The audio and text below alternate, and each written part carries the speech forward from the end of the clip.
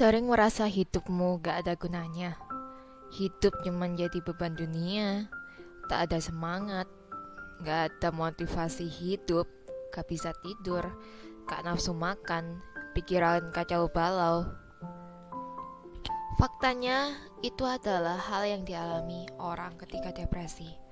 Lalu apa bedanya depresi dengan sedih biasa?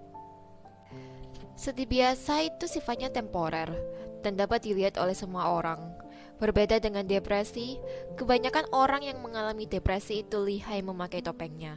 Seakan-akan mereka fine-fine aja, tapi nyatanya berbanding terbalik dengan yang terlihat. Kesedihan biasa itu biasanya punya penyebab yang jelas dan baru saja terjadi dalam hidup seseorang. Misal, proyek kerjaan gagal, hewan peliharaan mati, dan lain sebagainya. Sedangkan depresi, gak ada alasan yang jelas. Seseorang bisa depresi karena hal yang terjadi tahun lalu, 3 tahun lalu, bahkan 10 tahun yang lalu. Seseorang bisa merasa depresi karena hal-hal yang sangat remeh atau sederhana. Titik masalahnya bukan seberapa sederhana si penyebab, atau mengapa kejadian yang sudah berlalu bisa menimbulkan depresi.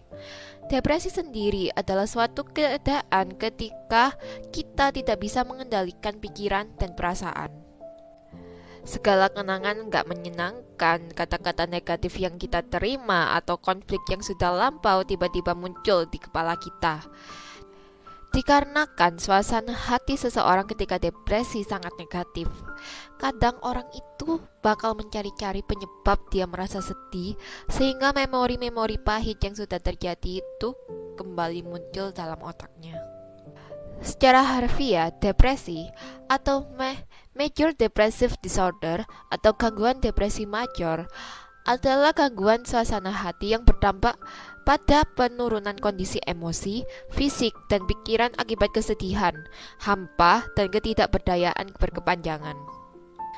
Lalu, apa saja gejala depresi?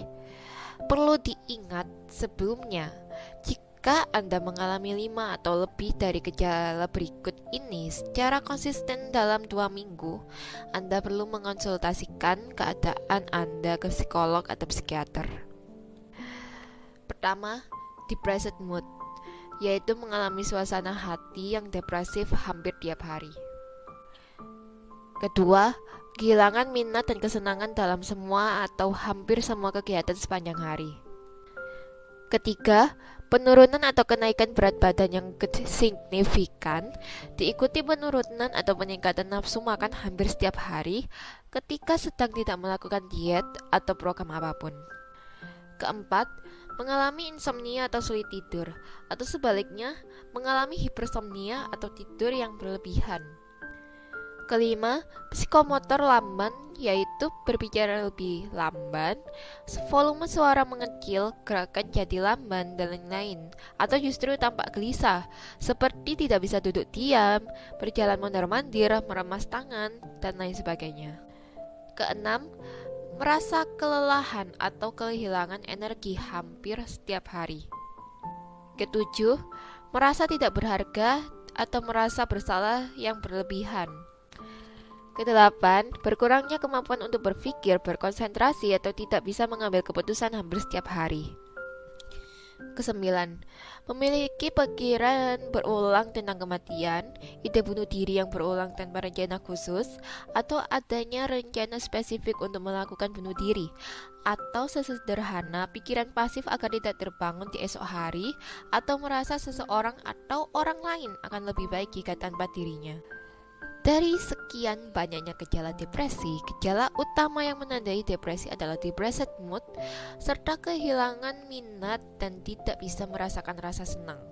Jika salah satu atau kedua gejala ini muncul disertai dengan gejala lain selama setidaknya 2 minggu, Anda benar-benar harus mengunjungi psikolog atau psikiater. Dengan adanya video ini, aku berharap lebih banyak yang aware tentang gejala-gejala depresi dan tidak salah paham lagi antara sedih biasa dan depresi. Sampai di penghujung acara, see you on the next video.